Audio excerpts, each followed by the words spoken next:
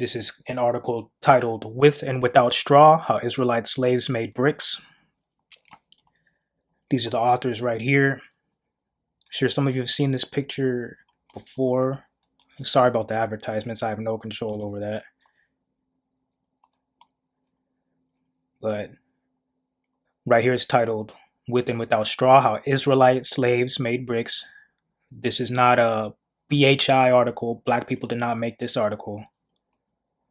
It's a depiction of, well, let's read the caption for ourselves and see what it says. It says, slaving away. Nubian and Semitic slaves mix water and mud to create mud bricks, while a seated Egyptian official, upper right here, oversees their work. So according to these scholars, I'm going to show you more about their credentials in a second. According to them, there are Israelites, because the title says How Israelite Slaves Made Bricks. And there are Israelites and Nubians in this photo working together. Notice how they all have the same skin color. They're hard to be told apart. It's difficult to tell them apart. All right. Give you another few seconds to look at it. This isn't Black Hebrew Israelites who put this together or Black Hebrew Israelites who are saying this. These are actual scholars. And I'm going to go down and show you who they are and their credentials. Here are the authors. Lawrence, I do not know how to say that last name, is Associate Professor of Library Science and a History Librarian at Purdue University. The next person, Shlomit Wessler Badola, she looks or sounds Jewish, is an archaeologist with the Israel Antiquities Authority who has been digging in Jerusalem since 1990. The late Alexander Ahn was an archaeologist with the Israel Antiquities Authority until his death in August 2012. Marta Lorenzen, she's one of the authors who put together the article that we just read. See, it says With and Without Straw next to her name.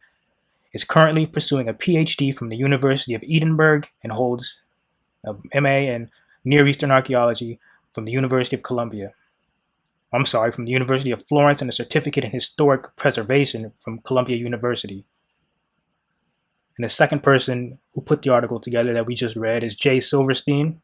He holds a PhD from the Pennsylvania State University. He's an adjunct professor of archaeology at the University of Hawaii and works for the Joint POW-MIA Accounting Command. Jay has directed archaeological projects in Mexico and Guatemala and at battlefields around the world. He is a co-director of excavations at Tel Tamai. So, oh, and I'm sorry, there's also a third one right here, Robert Littman. He also helped put together the article we just read. It says he's chair of the Classics Department at the University of Hawaii, a member of the Codex Sinaiticus Curatorial Committee, and president of the Archaeological Institute of America, Hawaii Society. He has directed excavations at Tel Tamai since 2007. This is a photo of the three of them together. They put together the article we just read, saying that the Israelites and Nubians are working together. So if you have a problem with that, anybody who doesn't like that, take it up with them, okay? I'm going to show you this one more time.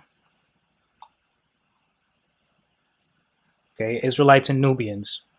Keep that in mind. It says, slaving away, Nubian and Semitic slaves mix water and mud to create mud bricks, while a seated Egyptian official oversees their work. And this is, where does it say? This is from the Tomb of Rekhmire, or Rekhmire, from 15th century BC Egypt. And one last thing, people see these light-skinned people in the photo and say, oh, look, there was white people in there. There's light-skinned Israelites. Well, black people come in this color too. As you can see, I don't know if you can see right here, my photo up top. My skin complexion wouldn't be the same as the people down here. I'd be a little bit lighter than them. All right? Almost like a little bit darker than this. But there are black people who look like this as well. And both of my parents are black. Both of their parents are black. So let's not let people play that game with us, all right? But anyways, let's move on to the next source. Now, this is the first actual historical document that I saw upon coming into the truth, and this is what sparked my interest into doing research. I saw this on Dante's channel years ago, and when I saw this and realized that there are actual books out there that support what Israelites teach about the Bible, about them being a black-skinned people and whatnot, that piqued my interest. And it made me think to myself, okay, I want to find stuff like this too to help our people see that we're not Africans. We're not just Africans and slaves and all that. We have a history and it goes back to the Bible. So it's called, let me go open the book up. It's called A Short History of the Copts and Their Church. This is the author.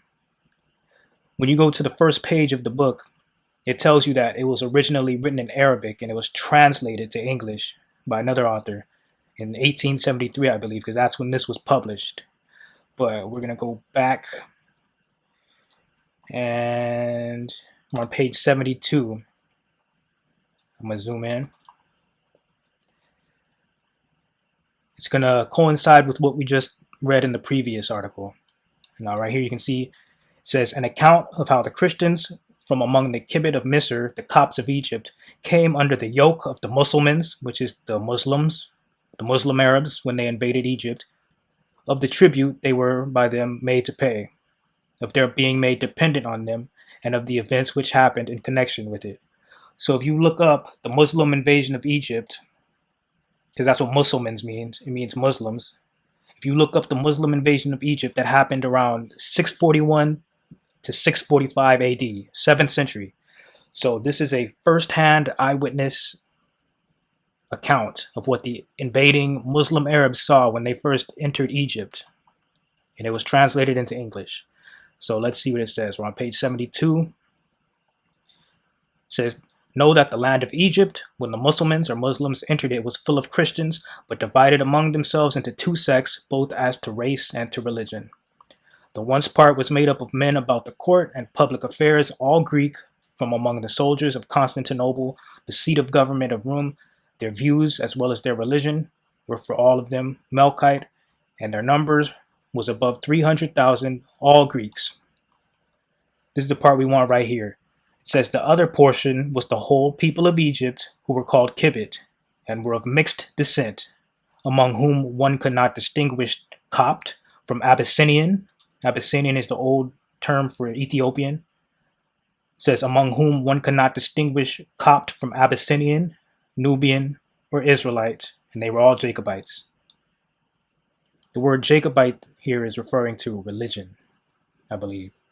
So it says that the other portion was the whole people of Egypt, and they were of mixed descent, among whom one could not distinguish Copt from Abyssinian, which is Ethiopian, Nubian, or Israelite. So these people could not be told apart from one another. The Copts, the Ethiopians, the Nubians, or Israelites. It's basically saying they all look the same. In the previous source, we looked at an actual painting from 15th century BC Egypt, and the Nubians were working right alongside the Israelites, and they looked the exact same, like how I pointed out.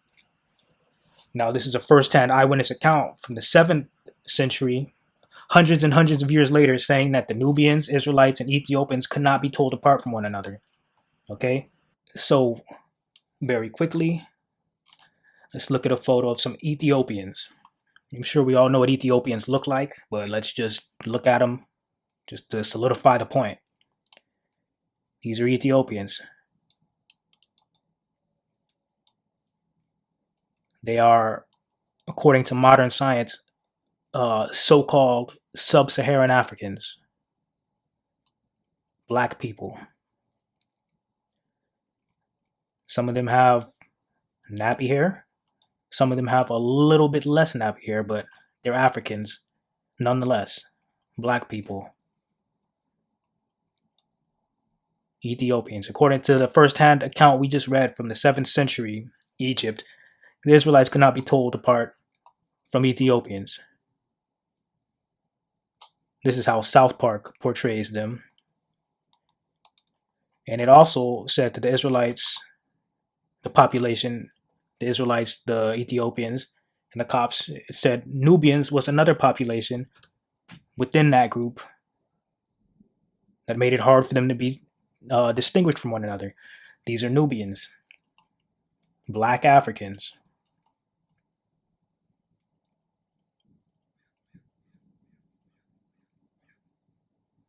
All right. She's not a Nubian. I don't know why that picture's here. Probably something related to Nubians or Nubia. Well, I didn't even have to say that. I'm sure we all know she's not a Nubian. But anyways, Nubians, black Africans, black people in Africa. All right. So going back to the source, you know, anybody who reads this is gonna, say, okay, this population it had Nubians and Ethiopians, and the people amongst them couldn't be told apart. Israelites were a part of that population that could not be told apart from the Nubians and Ethiopians. So what does that tell you? Common sense, they all look the same. And we're going to get more into that. What this also shows is that Copts, right here, you see the word Copt, that's referring to pre-Islamic Egyptians. So pretty much Egyptians who were in Egypt before the Arabs invaded. So this shows that they could not be told apart from Nubians and Israelites and Ethiopians as well. Okay?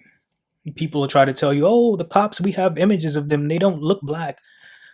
Well, this is a first-hand eyewitness account. What are you going to believe? Somebody who was there to actually see it, or paintings that they're throwing in our faces in the 20th century or from the 17th, 18th, 19th century after the world was, or after that part of the world, or yeah, the world, after the world was conquered by a certain group of individuals.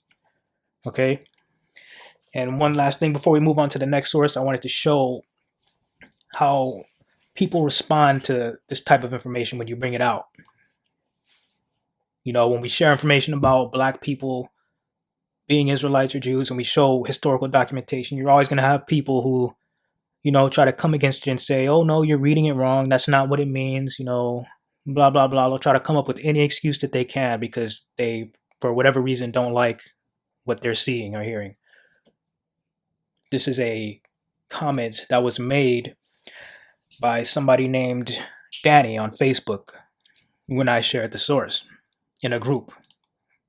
I'm going to be showing a few more screenshots of things people said to provide a learning experience, just to show you what people say to try and dissuade you from believing the information and how to respond, or how what they're saying is not true and in a lot of cases a flat out lie. But I have their names blocked out, their last name, because I don't want anybody going attacking them. I don't want you looking them up. This is just a learning experience, making it a teachable moment. But anyways, Danny, this is a black guy. He identifies as Jewish. And he thinks that he's better than other black people because he's accepted by European Jewry. But let's look at what he says, because his personal situation doesn't matter. It says, or he says to me, because he made this to me when I posted that source we just looked at, he said, read better. It says, were of mixed descent, meaning this was the mixed people, not any pure strain. Y'all ninjas, he put the ninja emoji, can't read. It doesn't say Nubians and Israelites all look the same, only that their mixed descendants all look the same. So what Danny is saying here is that, let's go back. Let's read the source again, and I'll tell you what he's saying and how what he's saying is not true. Because this is the only argument, in my years using this source, this is the only argument that people come up with. Either they'll just ignore this altogether, or they'll say what this guy just said. Let's read it again. It says, the other portion was the whole people of Egypt who were called Kibbut and were of mixed descent. Okay? So this part right here, he's of mixed descent. He's saying this means that all these people were mixed. Basically, oh, they mixed with black Africans and that's why they look black, or they mixed with these people, among whom one cannot distinguish Copt from Abyssinian, Nubian, or Israelite, and they were all Jacobites. So we saw how he's saying that they were mixed. He's saying that the book is saying these people were of mixed descent, like each one of them is mixed, and it's not any pure strain of people. So we can't use this book to say Israelites were black. We can't read, or I can't read. Let's read it again with the proper breakdown. The other portion was the whole people of Egypt who were called Kibbut and were of mixed descent, among whom one could not distinguish Copt from Abyssinian, Nubian, or Israelite. Now it says mixed descent. Don't let this throw you off. All it's saying is that this population had different races of people in it. It had Copts, Ethiopians, which are Abyssinians, Nubians, and Israelites. It's not saying that each of these races were mixed. That's not what it says at all. For example, if I say that the city of New York is of mixed descent, the population of New York City is of mixed descent, does that mean that every race of people in that city is mixed? Does that mean all the Asians are mixed with white and all the whites are mixed with black and all the blacks are mixed with Latino? That's not what it's saying at all. It's saying that the population is mixed, like how they say America is a melting pot. It has different races of people living amongst each other. You go to the liquor store in New York, you're bound to see some Asians, some Latinos. You go on another day, you'll see some black people, some white people, depending on where you go. All right, that's all this is saying.